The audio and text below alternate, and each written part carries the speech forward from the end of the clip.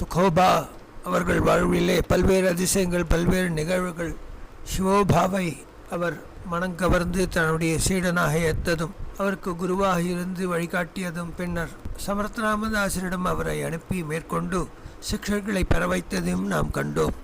இவ்வாறு இருக்கையிலே ஒரு முறை இவர் புனே நகரத்தை நோக்கி நடக்கின்றார். அங்கு ஒரு பெரிய சிந்தாமணி விநாயகருடைய உபாசகர், அவருக்கு கணபதி பிரத்யக்ஷம். அவ்வாறு இருக்கையிலே சந்த் துகோராம் அவர் வீட்டு வழியாக செல்லும்படி நேரிட்டது. அவரை ஹேளனம் செய்ய அவரை வீட்டிற்குள் வரவழைத்தார். நீங்கள் பாடினால் விட்டலன் உங்கள் முன் வருகிறான் என்று கேள்விப்பட்டேன். இன்று நமது வீட்டிலே விருந்து உண்ண வேண்டும் என்று யாச்சிக்கின்றார். பெரிய தனவந்தர், பெரிய உபாசகர், பெரியோரெல்லாம் மதிக்கக்கூடிய உயர் நற்பண்புகள் பெற்றவர். ஆனாலும் விதிவசாத்து துகாராமை ஹேளனம் செய்ய வேண்டும் என்று தீர்மானம் செய்துவிட்டார். அன்று இலைகளெல்லாம் பரிமாறப்பட்டது. மனமுருகி விட்டலனை பிரார்த்திக்கின்றார். விட்டலா, தாங்கள் வர வேண்டும், அடியனுக்காக வந்து இந்த பிரசாதத்தை ஏற்க வேண்டும் என்று பிரார்த்திக்க, அடுத்த கணம் பாண்டுரங்கன் அங்கு வந்து அவர் அருகிலே அமர்கின்றான். ஆனால் அந்த கணபதி உபாசருக்கு பிரத்யக்ஷமாகவில்லை. பக்தி இருந்தாலே ஒழிய விட்டலன் பிரத்யக்ஷமாக மாட்டான். அவன் வந்து விட்டான், இப்பொழுது உமது கணபதியை கூப்பிடும் என்று கூறுகின்றார். அவரும் பன்முறை அழைத்தும் கணபதி வரவில்லை. பெரிய இலை சமர்ப்பித்து அவருக்கு அனைத்து விதமான பக்ஷய போக்ஜங்களும் இட்டு அழைத்தும் வரவில்லை. திகைக்கின்றார். தன் தவறுக்கு வருதுகின்றார். வந்திருக்கின்றவர் மகாத்மா சாக்ஷாத் பாண்டுரங்கனே நம் வீட்டிற்கு வந்திருக்கின்றான் என்று அவர் திருவடியிலே விழுந்து நமஸ்கரிக்கின்றார். அப்பொழுது துகாராம் பாடலானார். கணராய லௌகரியே बेटी सकलासी दे गणराय लौकरिये अंगी शेंदूराची उठी केशर कस्तूरी लल्लाठी आई गागुन्यावजती नाचत आले गणपति गणराय लौकरिये अवघ्या गणाचा गणपति हाती मोदकाची वाटी तुका मने शोधून पाहे तुका मने शोधून पाहे विठ्ठल गणपती दूजानो हे विठ्ठल गणपती दूजानो हे गणराय लौकरिये बेटी सकलासी दे बेटी सकलासी दे. துகாராம் பாடிய அடுத்த கணம் பாண்டுரங்கன் அருகே இட்ட இலையிலே மகாகணபதி பிரத்யட்சமாகி அமர்ந்து துகாராமை பார்த்து சிரிக்க, உமது பெருமை உலகறிய செய்ய வேண்டும் என்று நாம் இருவரும் தீர்மானித்து அவ்வாறு செய்தோம் என்று ஆசீர்வதிக்க, அந்த கணபதியின் திருவுருவை கண்டார். தன் தவறுக்காக வருந்தினார். உபாசனா பலத்தினால் ஏற்பட்ட கர்வத்திற்காக மன்னிக்கும்படி பிரார்த்திக்க, அடுத்த கணம் விட்டலன் தரிசனமும் ஆகின்றது. ஆஹா, துகாராம் வந்த கணம் நம் வீட்டிலே திருவடி பதித்த அடுத்த கணம் தேவதைகள் எல்லாம் நம் வீட்டிலே திருவடி பதித்துள்ளார்களே என்று அவரை வணங்குகின்றார். அன்றைய தினம் சுகுணமாக அவ்வாறு அவர்கள் இருவரும் பிரசாதம் எடுத்துச் சென்று இவர்களுக்கும் சற்று பிரசாதத்தை வைக்க, அவ்வனைத்தையும் சேர்த்து துகாராம் இலையிலே மீதமிருந்த அனைத்தையும் தான் உண்டார். பிரம்மஞான சுகானுபவத்தை பெற்றார். பக்தர்களுக்கு பக்தியினாலே ஞானத்தை போதித்தவர், ஞானியர்களுக்கு ஞானத்திலே ருச்சியை உண்டாக்கியவர், வேதாந்தத்திலே உழல்பவர்களுக்கு வேதாந்தத்தின் உயர்நிலையை காட்டியவர், சமணபாக்கியத்தை பெற்ற மகான்களுக்கு தன்னுடைய அபங்கங்களின் வாயிலாக உயர்ந்த ஞானபோதத்தை தந்தவர் துகாராம் என்றால் மிகையல்ல. வினயத்தின் ஸ்வரூபம் 1000 சந்நியாசிக்கு சமமான ஒரு வைராக்கியம் பரித்தராக இருந்தார். இவரை ஸ்வர்ணாபிஷேகம் செய்ய வேண்டும் என்று ஆசைப்பட்டார். அந்த உபாசகர் அனைத்தையும் தடுத்தார். ஸ்வர்ணம் கலிபாதையை அதிகரிக்கும், இது உம்மிடமே இருக்கட்டும் என்று கூறிவிட்டு விடைபெறுகின்றார். வினயத்தின் ஸ்வரூபியான ஆச்சாரியவரியரான ஜெகதாச்சாரியனான ஜெகதாதி குருவான சந்த் துகாராம் மகாராஜ் இவ்வாறு தன்னுடைய ஆச்சார விஷயத்தினாலே தன்னுடைய பக்தியினாலே உலகனைத்தையும் தன்பால் ஈர்த்த வண்ணம் இருந்தார் என்பதுதான் விட்டனுடைய திருவடியிலே பக்தி கொண்டவர்களுக்கு இயல்பான குணாதிசயம். துகாராம் ஒரு முறை 11 கீர்த்தனைகளை எழுதி அந்த தேஷ்பாண்டேக்கு தான் தருவதற்கு ஒன்றுமில்லையே என்று நினைத்த இந்த துகாராம் தனக்கு அந்த ரத்தம் வியாபாரி தந்த தேங்காயை அவரிடம் சமர்ப்பி என்று அந்த சமையற்காரரிடம் தரார்.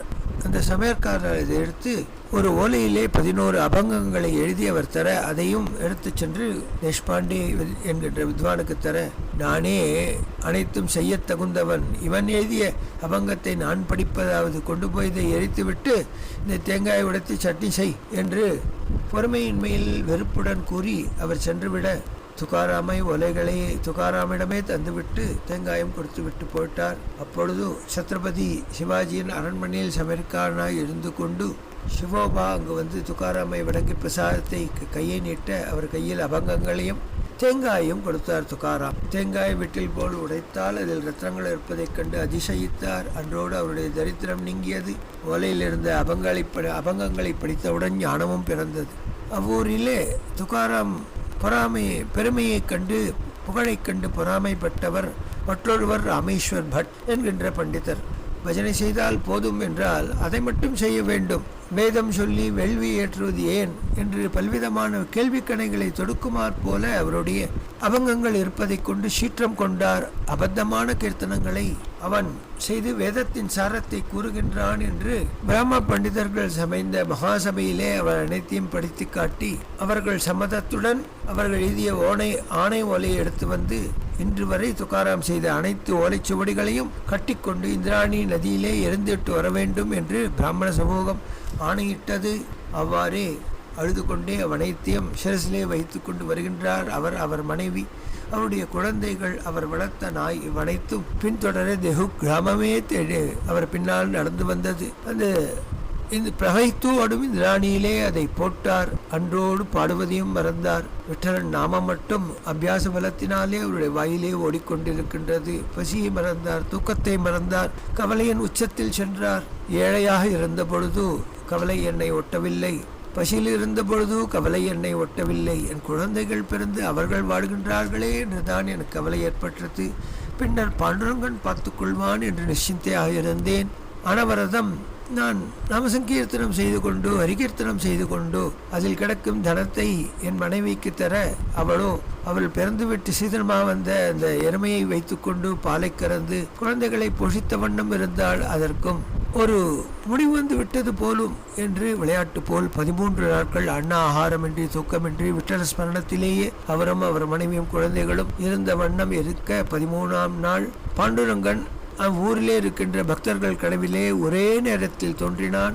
ஓலை மூட்டை இருக்கும் இடத்தை காட்டினான். அவை இந்திராணி நதி தேவதையே கொண்டு வந்து தருவாள் என்று கூற மறுநாள் அனைவரும் குழுமினர். பஞ்ச உஷத்காலத்திலே அந்த ஓலை மூட்டையை அந்த இந்திராயணி நதி தேவதையே எடுத்து வந்து இவரிடம் தந்து ஆசீர்வதித்து மறைய அவர் வருத்தத்தை நீக்கினார். அப்பொழுது பாண்டுரங்கா, 13 நாட்கள் என்ன செய்தாய்? இந்த ஓலைகளை பார்ப்பதற்கோ உனக்கு 13 நாட்கள் வேணுமா?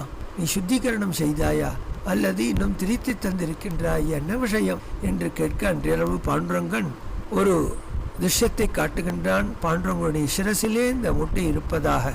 அவ்வனைத்தையும் நான் படித்து விட்டேன். என்னால் கையில் வைத்துக் கொள்ள முடியல, தலையிலே வைத்துக் கொண்டிருக்கின்றேன். அப்பேற்பட்ட பக்தி பிரவாகத்தில் தோன்றிய முத்துக்கள் உயர்ந்த ஞான முத்துக்கள் என்று பாண்டுரங்கன் கூறினான். இந்த ராமேஸ்வர் பட்டினால் தான் இவ்வனைத்தும் ஏற்பட்டது.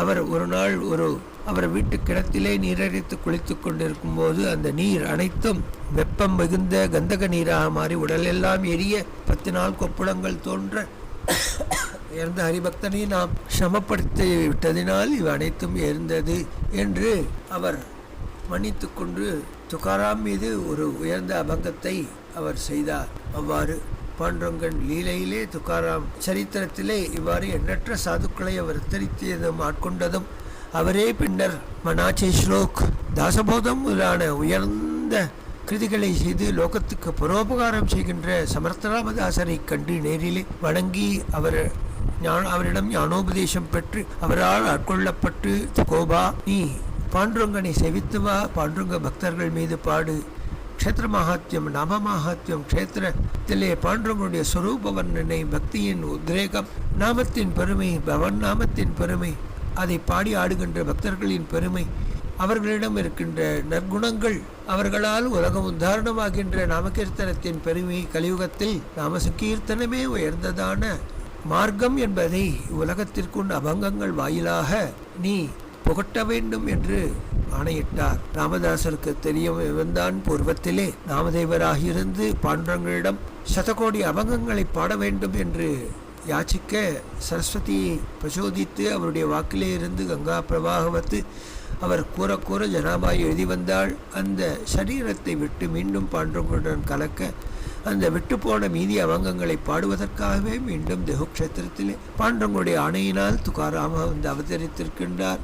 ஜெகத்குருவான துகாராமுடைய திருவாயிலிருந்து மறந்த எண்ணற்ற கோடிக்கணக்கான அபங்கங்கள் அன்றும் இன்றும் என்றும் உலகனைத்தையும் மயக்கி தன்பால் ஈர்த்து விட்டருடைய திவ்ய சரணத்திலே கொண்டு சேர்க்குமா போல் உயர்ந்த பக்தியை நமக்குள் விதையென வித்திட்டு அந்த அந்த அவருடைய கருணை பிரவாகத்தினாலே நடப்பட்ட ஆலம் விதை விக்ஷம் போல் எண்ணற்ற சாதுக்களை உலகெங்கும் தோற்றுவிக்கும் திறன் கொண்டதாக விளங்குகின்றது என்பதை அவர் அறிவார். அதனால் போதனை செய்தார்.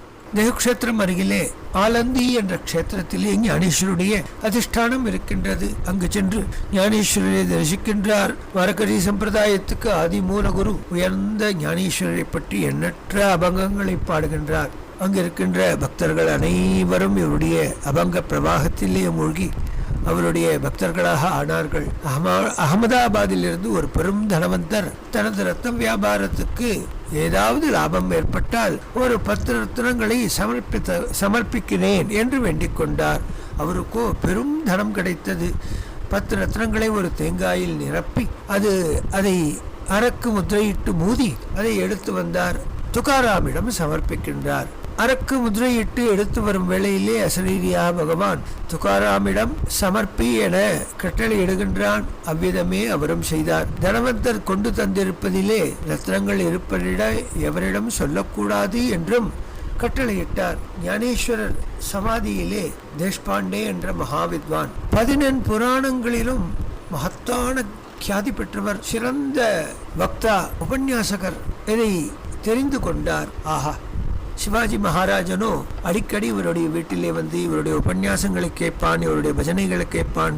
அரசியல் அலுவலிலே ஏற்படுகின்ற அசக்தியை இது அனைத்தும் நீக்கி புது தென்பினை தரும். அவ்வாறு இருக்கும் பொழுது ஒரு நாள் சிவாஜி மகாராஜன் இவ்விடம் தேகுக்ஷேத்திரத்திற்கு வந்து துகாராம் என்கின்ற ஏழை பக்தனின் பாடல்களை கேட்டு தன்னை மறந்த வண்ணம் இருக்கின்றான். இதுதான் சரியான சமயம், அவனை சென்று நாம் பிடித்து விடலாம் என்று அவர்கள் திட்டமிட்டது தெரியாத துகாராம் சிவாஜி மகாராஜன் அன்று ஏகாதசி அஹோராத்திரம் ராம சங்கீர்த்தனம் தன்னை மறந்து கேட்ட வண்ணம் இருந்தான். பசிதாகம் தூக்கத்தை வெறுத்தான். குரு சாநித்தியத்தினாலே அவ்வனைத்தும் அவனுடைய மனமோ தெய்வில்லாமல் ஹரிபக்தியிலே மூழ்கியிருந்தது. அப்பொழுது அவுரங்கசீப்பின் ஆட்கள் எல்லாம் கத்தியை உருவிக்கொண்டு உள்ளே வந்தனர்.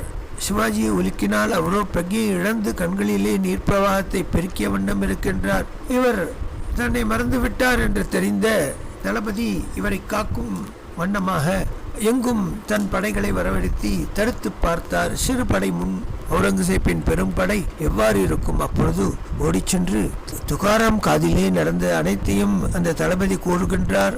சிவாஜி மகாராஜனுக்கு ஆபத்து வந்துள்ளது, தாங்கள் விளக்க வேண்டும் என்றவுடனே அடுத்த கணம் ஒரு கீர்த்தனை பாடுகின்றார். பிரஹ்லாத கரணேன்று சிம்ம ஜலாசி யாச்சியா போலாச்சி பக்தங்களே என்ற உயர்ந்ததான இந்த அபங்கத்தை பாடிய உடனே தன்னையும் மறந்து அன்னைக்கு பிரகலாதனுக்காக வந்தாயே, இந்த ஏழைக்காக இன்று வா, இந்த சிவோபாவை காத்தருள் என்று மனமாற பிரார்த்தித்த அடுத்த கணம் அங்கு துகாராம் சந்நிதியிலே இருந்த சிவாஜி மகாராஜன் எழுந்து சென்றான். அதோ ஓடுகின்றான் சிவாஜி, பிடியுங்கள் என்றார். இவ்வாறு எண்ணற்ற சிவாஜிகள் எங்கும் தெரிய அங்கு சைன்யங்கள் ஒத்தரை அடித்து கொண்டு இறந்தன. இவ்வனைத்தும் அவுரங்கசீபிற்கு தெரிந்து வருத்தப்பட்டான். ஒரு பெரிய சித்த புருஷனின் அரவணைப்பில் இருப்பதினால் இவ்வனைத்தும் நடந்தன என்று தெரிந்து அவரை வேறு விதமாக பிடிக்க வேண்டும் என்று எண்ணம் கொண்டான். இவ்வாறு இருக்கையிலே ஒரு நாள் இந்த 14 புராணங்களை அறிந்த அந்த தேஷ்பாண்டே என்ற வித்வான் அவர் வாயிலாக தான் 14 புராணங்களை கேட்க வேண்டும் என்று சிவாஜியிடம் ஏகாந்தமாக சொல்ல, அதற்கென்ன அவரை நான் அழைத்து வருகின்றேன் என்று கூறினார். அப்பொழுது ஒரு நீச்ச ஜாதியிலே பிறந்த, ஒரு வைஷ்ய ஜாதியிலே பிறந்த ஒரு ஏழை பக்தனுக்கு நான் சென்ற 18 புராணங்களையும் சொல்ல வேண்டும் என்று இந்த சிவோபா என்னை கட்டளை இடுகின்றானே என்று ஞானேஸ்வர அதிஷ்டானத்திலே அமர்ந்து அவர் உண்ணாவிரதம் இருந்தார். அப்பொழுது தேக அசக்தியினாலே அங்கேயே படுத்து உறங்க கனவிலே ஞானேஸ்வரர் தோன்றுகின்றார்.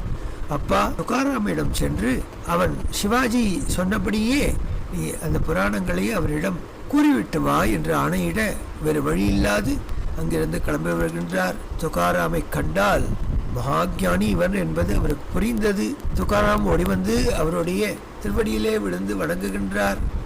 அப்பொழுது சிவாஜி மகாராஜனுக்கு ஒரு ஆணையிடுகின்றார் அந்த வித்வான், எனக்கு சமைப்பதற்கு ஒரு உத்தமாதிகாரியை ஏற்படுத்த வேண்டும் என்ற உடனே அவ்வாறே அவர் தங்குவதற்கு ஒரு பெரிய மாளிகை தரப்பட்டது. அங்கு சமைப்பதற்கு ஆள் தரப்பட்டது.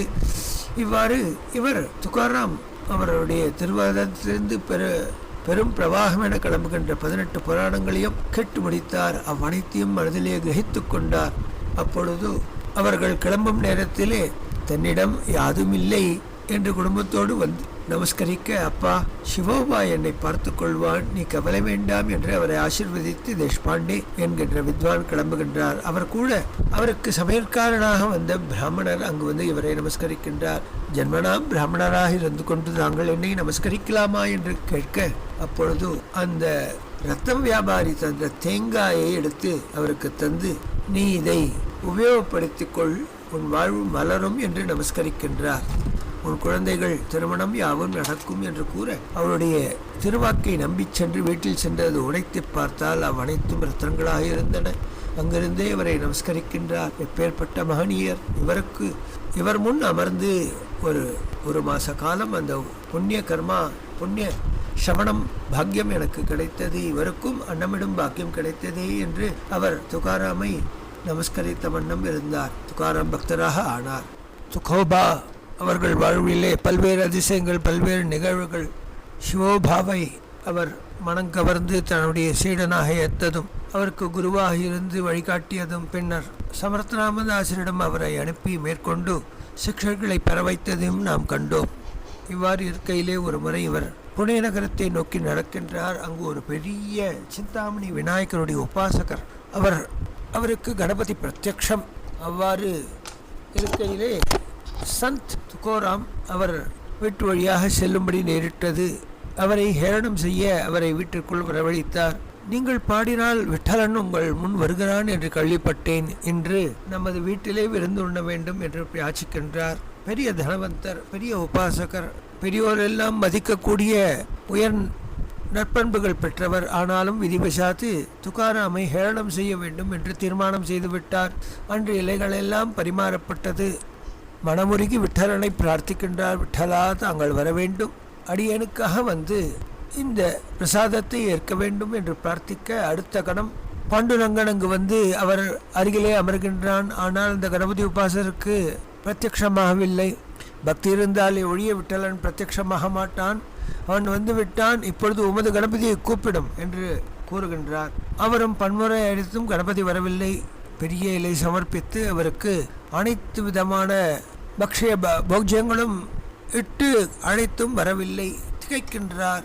தன் தவறுக்கு வந்திருக்கின்றவர் மகாத்மா சாக்ஷாத் பாண்டுரங்கனே நம் வீட்டிற்கு வந்திருக்கின்றான் என்று அவர் திருவடியிலே விழுந்து நமஸ்கரிக்கின்றார். அப்பொழுது துகாராம் பாடலானார். கணராய லௌகரியே बेटी सकलासी दे गणराय लवकर ये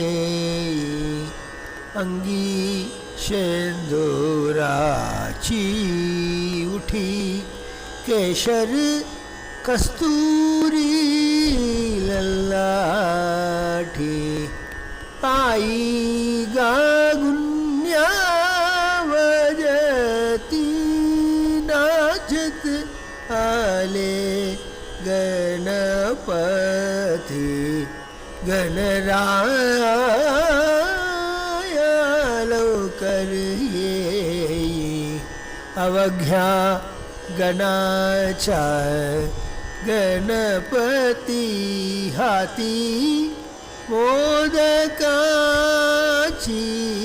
वाटी तुका मने शोधून पाहे तुका मने शोधून पाहे विठ्ठल गणपती दुजानो हे विठ्ठल गणपती तुझा दुजानो हे गणराय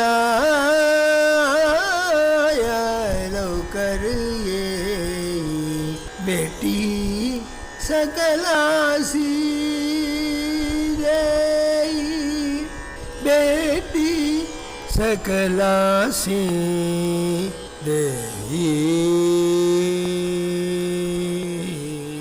துக்காராம் பாடிய அடுத்த கணம் பாண்டுரங்கன் அருகே இட்ட இலையிலே மகாகணபதி பிரத்யட்சமாகி அமர்ந்து துக்காராமை பார்த்து சிரிக்க, உமது பெருமை உலகறிய செய்ய வேண்டும் என்று நாம் இருவரும் தீர்மானித்து அவ்வாறு செய்தோம் என்று ஆசீர்வதிக்க, அந்த கணபதியின் திருவுருவை கண்டார். தன் தவறுக்காக வருந்தினார். உபாசனா பலத்தினால் ஏற்பட்ட கர்வத்திற்காக மன்னிக்கும்படி பிரார்த்திக்க, அடுத்த கணம் விட்டலன் தரிசனமும் ஆகின்றது. ஆஹா, துக்காராம் வந்த கணம் நம் வீட்டிலே திருவடி பதித்த அடுத்த கணம் தேவதைகள் எல்லாம் நம் வீட்டிலே திருவடி பதித்துள்ளார்களே என்று அவரை வணங்குகின்றார். அன்றைய தினம் சுகுணமாக அவ்வாறு அவர்கள் இருவரும் பிரசாதம் எடுத்துச் சென்று இவர்களுக்கும் சற்று பிரசாதத்தை வைக்க, அவ்வனைத்தையும் சேர்த்து துக்காராம் இலையிலே மீதமிருந்த அனைத்தையும் தான் உண்டார். பிரம்மஞான சுகானுபவத்தை பெற்றார். பக்தர்களுக்கு பக்தியினாலே ஞானத்தை போதித்தவர், ஞானியர்களுக்கு ஞானத்திலே ருச்சியை உண்டாக்கியவர், வேதாந்தத்திலே உழல்பவர்களுக்கு வேதாந்தத்தின் உயர்நிலையை காட்டியவர், சவணபாக்கியத்தை பெற்ற மகான்களுக்கு தன்னுடைய அபங்கங்களின் வாயிலாக உயர்ந்த ஞானபோதத்தை தந்தவர் துக்காராம் என்றால் மிகையல்ல. வினயத்தின் ஸ்வரூபம் 1000 சந்நியாசிக்கு சமமான ஒரு வைராக்கியம் பரித்தராக இருந்தார். இவரை ஸ்வர்ணாபிஷேகம் செய்ய வேண்டும் என்று ஆசைப்பட்டார். அந்த உபாசகர் அனைத்தையும் தடுத்தார். ஸ்வர்ணம் கலிபாதையை அதிகரிக்கும், இது உம்மிடமே இருக்கட்டும் என்று கூறிவிட்டு விடைபெறுகின்றார். வினயத்தின் ஸ்வரூபியான ஆச்சாரியவரியனான ஜெகதாச்சாரியனான ஜெகதாதி குருவான சந்த துக்காராம் மகாராஜ் இவ்வாறு தன்னுடைய ஆச்சார விஷயத்தினாலே தன்னுடைய பக்தியினாலே உலகனைத்தையும் தன்பால் ஈர்த்த வண்ணம் இருந்தார் என்பதுதான் விட்டனுடைய திருவடியிலே பக்தி கொண்டவர்களுக்கு இயல்பான குணாதிசயம். துக்காராம் ஒரு முறை 11 கீர்த்தனைகளை எழுதி அந்த தேஷ்பாண்டேக்கு தான் தருவதற்கு ஒன்றுமில்லையே என்று நினைத்த இந்த துக்காராம் தனக்கு அந்த ரத்தம் வியாபாரி தந்த தேங்காயை அவரிடம் சமர்ப்பி என்று அந்த சமையற்காரரிடம் தரார். அந்த சமையற்காரர் இதை எடுத்து ஒரு ஓலையிலே 11 அபங்கங்களை எழுதி அவர் தர, அதையும் எடுத்து சென்று தேஷ்பாண்டே என்கின்ற வித்வானுக்கு தர, நானே அனைத்தும் செய்ய தகுந்தவன், இவன் எழுதிய அபங்கத்தை நான் படிப்பதாவது, கொண்டு போய் இதை எரித்துவிட்டு இந்த தேங்காயை உடைத்து சட்னி செய் என்று பொறுமையின்மையில் வெறுப்புடன் கூறி அவர் சென்றுவிட, துக்காராமை ஓலைகளை துக்காராமிடமே தந்துவிட்டு தேங்காயம் கொடுத்து விட்டு போயிட்டார். அப்பொழுது சத்ரபதி சிவாஜியின் அரண்மனையில் சமையற்காரனாய் இருந்து கொண்டு சிவோபா அங்கு வந்து துக்காராமை வணங்கி பிரசாதத்தை கையை நீட்ட அவர் கையில் அபங்கங்களையும் தேங்காயும் கொடுத்தார். துக்காராம் தேங்காய் வீட்டில் போல் உடைத்தால் அதில் ரத்னங்கள் இருப்பதைக் கண்டு அதிசயித்தார். அன்றோடு அவருடைய தரித்திரம் நீங்கியது. ஓலையில் இருந்த அபங்கங்களை படித்தவுடன் ஞானமும் பிறந்தது. அவ்வூரிலே துக்காராம் பெருமையை கண்டு புகழை கண்டு பொறாமைப்பட்டவர் மற்றொருவர் ராமேஸ்வர் பட் என்கின்ற பண்டிதர். பஜனை செய்தால் போதும் என்றால் அதை மட்டும் செய்ய வேண்டும்.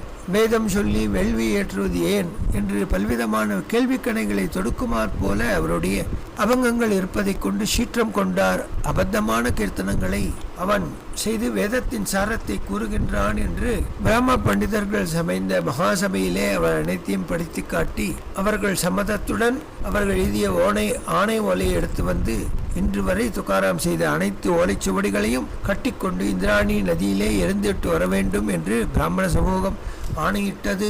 அவ்வாறே அழுது கொண்டே அனைத்தையும் சிரசிலே வைத்து கொண்டு வருகின்றார். அவர் மனைவி, அவருடைய குழந்தைகள், அவர் வளர்த்த நாய் இவனைத்தும் பின்தொடர தெஹு கிராமமே தேடி அவர் பின்னால் நடந்து வந்தது. இந்த பிரகைத்து ஆடும் இந்திராணியிலே அதை போட்டார். அன்றோடு பாடுவதையும் மறந்தார். விட்டலன் நாமம் மட்டும் அபியாச பலத்தினாலே அவருடைய வாயிலே ஓடிக்கொண்டிருக்கின்றது. பசியை மறந்தார், தூக்கத்தை மறந்தார், கவலையின் உச்சத்தில் சென்றார். ஏழையாக இருந்த பொழுது கவலை என்னை ஒட்டவில்லை, பசியில் இருந்த பொழுது கவலை என்னை ஒட்டவில்லை, என் குழந்தைகள் பிறந்து அவர்கள் வாழ்கின்றார்களே என்றுதான் எனக்கு கவலை ஏற்பட்டது. பின்னர் பாண்டுரங்கன் பார்த்துக் கொள்வான் என்று நிச்சயத்தையாக இருந்தேன். அனவரதம் நான் நாமசங்கீர்த்தனம் செய்து கொண்டு ஹரிகீர்த்தனம் செய்து கொண்டு அதில் கிடக்கும் தனத்தை என் மனைவிக்கு தர அவள் பிறந்துவிட்டு சீதனமாக வந்த அந்த எருமையை வைத்துக்கொண்டு பாலை கறந்து குழந்தைகளை பொழித்த வண்ணம் இருந்தால் அதற்கும் ஒரு முடிவு வந்து விட்டது போலும் என்று விளையாட்டு போல் 13 நாட்கள் அண்ணா ஆகாரமின்றி தூக்கமின்றி விட்டல ஸ்மரணத்திலேயே அவரும் அவர் மனைவியும் குழந்தைகளும் இருந்த வண்ணம் இருக்க 13ஆம் நாள் பாண்டுரங்கன் அவ்வூரிலே இருக்கின்ற பக்தர்கள் கனவிலே ஒரே நேரத்தில் தோன்றினான். ஓலை மூட்டை இருக்கும் இடத்தை காட்டினான். அவை இந்திராணி நதி தேவதையே கொண்டு வந்து தருவாள் என்று கூற மறுநாள் அனைவரும் குழுமினர். பஞ்ச உஷத்காலத்திலே அந்த ஓலை மூட்டையை அந்த இந்திராயணி நதி தேவதையே எடுத்து வந்து இவரிடம் தந்து ஆசீர்வதித்து மறைய அவர் வருத்தத்தை நீக்கினார். அப்பொழுது பாண்டுரங்கா, 13 நாட்கள் என்ன செய்தாய்? இந்த ஓலைகளை பார்ப்பதற்கோ 13 நாட்கள் வேணுமா? நீ சுத்திகரணம் செய்தாயா அல்லது இன்னும் திரித்து தந்திருக்கின்றாய்? என்ன விஷயம் என்று கேட்க அன்றையளவு பாண்டுரங்கன் ஒரு திருஷ்யத்தை காட்டுகின்றான். பாண்டுரங்கனுடைய சிரசிலே இந்த மூட்டை இருப்பதாக அவ்வனைத்தையும் நான் படித்து விட்டேன். என்னால் கையில் வைத்துக் கொள்ள முடியல, தலையிலே வைத்துக் கொண்டிருக்கின்றேன். அப்பேற்பட்ட பக்தி பிரவாகத்தில் தோன்றிய முத்துக்கள் உயர்ந்த ஞான முத்துக்கள் என்று பாண்டுரங்கன் கூறினான். இந்த ராமேஸ்வர் பட்டினால் தான் இவ்வனைத்தும் ஏற்பட்டது.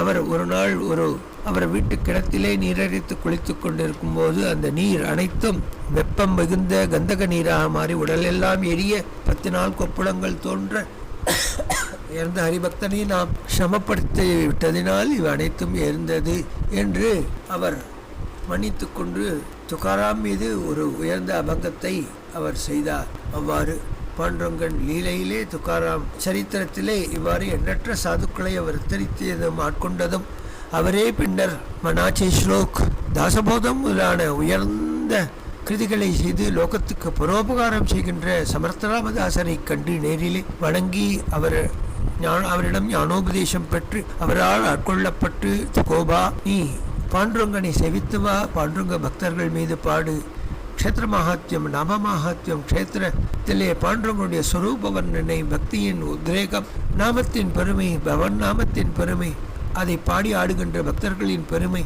அவர்களிடம் இருக்கின்ற நற்குணங்கள், அவர்களால் உலகம் உத்தாரணமாகின்ற நாமகீர்த்தனத்தின் பெருமை, கலியுகத்தில் நாமசங்கீர்த்தனமே உயர்ந்ததான மார்க்கம் என்பதை உலகத்திற்குண்டு அபங்கங்கள் வாயிலாக நீ புகட்ட வேண்டும் என்று ஆணையிட்டார். ராமதாசருக்கு தெரியும், இவன்தான் பூர்வத்திலே நாமதேவராகியிருந்து பாண்டுரங்களிடம் சதகோடி அபங்கங்களை பாட வேண்டும் என்று யாச்சிக்க சரஸ்வதியை பிரச்சோதித்து அவருடைய வாக்கிலே இருந்து கங்கா பிரவாகவத்து அவர் கூற ஜனாபாய் எழுதி வந்தாள். அந்த சரீரத்தை விட்டு மீண்டும் பாண்டுரங்களுடன் கலக்க அந்த விட்டு போன மீதி அவங்கங்களை பாடுவதற்காகவே மீண்டும் தேகுக்ஷேத்திரத்திலே பாண்டவங்களுடைய ஆணையினால் துக்காராம வந்து அவதரித்திருக்கின்றார்.